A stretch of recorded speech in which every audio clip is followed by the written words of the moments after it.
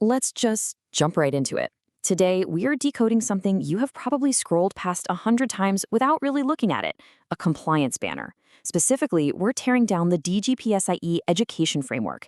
Now, let's be totally real here. Compliance is not exactly the most thrilling topic on the internet. It's usually incredibly dry. But while this might just look like a standard, slightly busy corporate graphic at first glance, wait until we actually unpack it. You're going to see how much strategic psychology and communication is literally crammed into this single design just to make people care. Let's get into it. So, this brings us to the core question driving our explainer today. How exactly does a single image manage to communicate a massive, multi-layered framework, specifically one meant for schools? Designing anything for educational institutions is super tricky. You have to somehow balance the welcoming, totally open nature of learning with the strict, unforgiving demands of legal and digital security. Because think about it. Schools are an incredibly unique target. They hold vast amounts of highly sensitive personal data about minors, which makes security an absolute, non-negotiable priority. All right, take a look at the whole picture here in all its glory. Just take a second to absorb it. It is a lot, right? There is a massive amount of information packed across this one horizontal space. We've got crests, bold central branding, animal silhouettes, an underlying banner of text. It's dense, it's busy, absolutely. But here's the thing, none of these elements are here by accident. Every single icon, every text choice is doing some serious heavy lifting to establish authority and outline a really rigid mandate. Let's start right at the foundation, literally. If we isolate the text from the bottom dark blue strip, it reads, "For DPDPA compliance in an educational institution." Right off the bat, this tells us the why and the where, before our brains even process the logos floating above it. It anchors the entire graphic in a specific, actionable purpose. See, we are not talking about some vague, hey, use a stronger password cybersecurity advice here. It's explicitly tied to a rigid legal standard, the Digital Personal Data Protection Act, or DPDPA. By hooking this graphic directly to that specific act and spelling out that it's for an educational context, it instantly stakes its claim as a targeted, legally backed solution. It flips a switch in your brain, right? It immediately shifts the viewer's mindset from, oh, this is an optional upgrade, to, okay, this is a legal necessity. And notice how this dark blue bar runs the entire length of the graphic? That's not just a stylistic choice. It acts as a literal structural base holding up the crest, the title, and the logo. Subconsciously, the design is telling us that everything else in this framework is built directly upon the foundation of achieving this specific legal compliance. Okay, moving up to the absolute largest element we've got, the central text. DGPSI Education is sitting right smack in the middle, practically demanding your primary attention. It's the definitive brand name of the framework, and it clearly links that acronym straight to the school sector with that bold hyphenation. But what's truly fascinating here is how the central branding visually establishes its authority. Look at those design choices. You've got strict, clean capitalization housed within this very prominent gold backing with a slight 3D bevel. In the language of design, this specific gold styling is almost universally used to communicate premium value, official certification, and real institutional weight. This doesn't look like some scrappy tech startup's logo. No way. It looks exactly like a heavy brass plaque you'd see screwed into the brick wall of a principal's office. Now think about this for a second.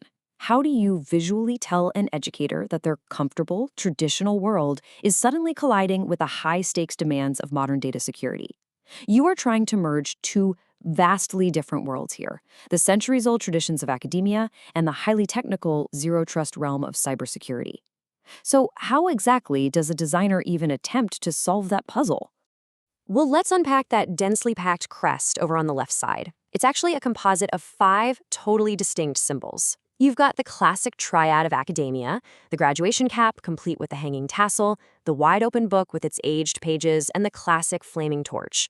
But then, tucked right in the middle of all that open knowledge is a modern digital padlock, and the whole shebang is framed by pieces of a solid, heavy blue octagon border. Throwing these together creates this amazing visual friction. Because on one hand, the cap, the book, and the torch, they represent the spreading of light, the sharing of ideas, the absolute openness of learning.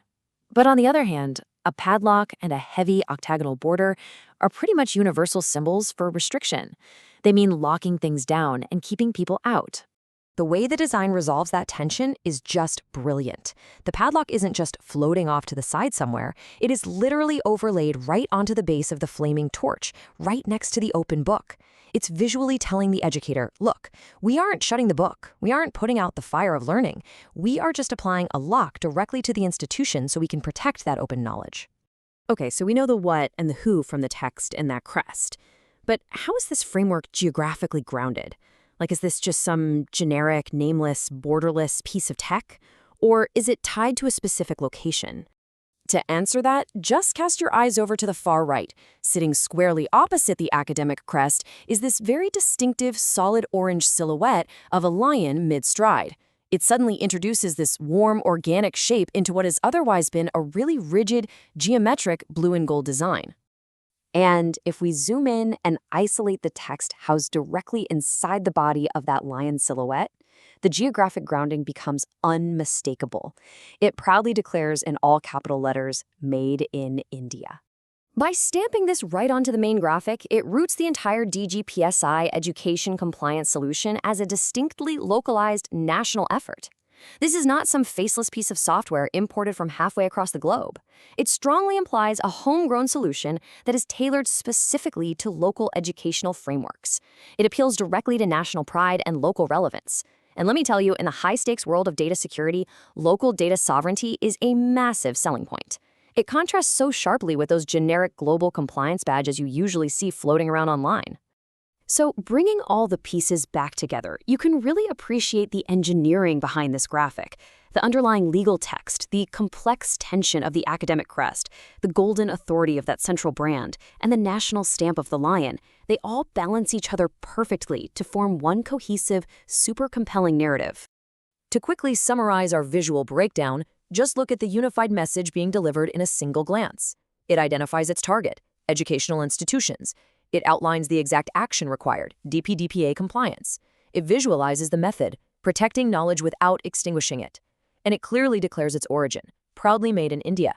That is 4 distinct, heavy-hitting pillars of communication, delivered flawlessly, without you having to read a single paragraph of some boring legal manual. I want to leave you with a final, provocative thought to chew on. When we take a really strict, dry legal requirement, and we wrap it in academic symbols, golden plaques, and national pride, how does that visually impact its actual adoption? Does branding compliance this way make school administrators more likely to trust it and actually embrace it? It's a pretty powerful reminder of how design literally shapes our relationship with policy enforcement. Thank you so much for joining me on this deep dive. Keep observing the world around you, and I'll catch you on the next explainer.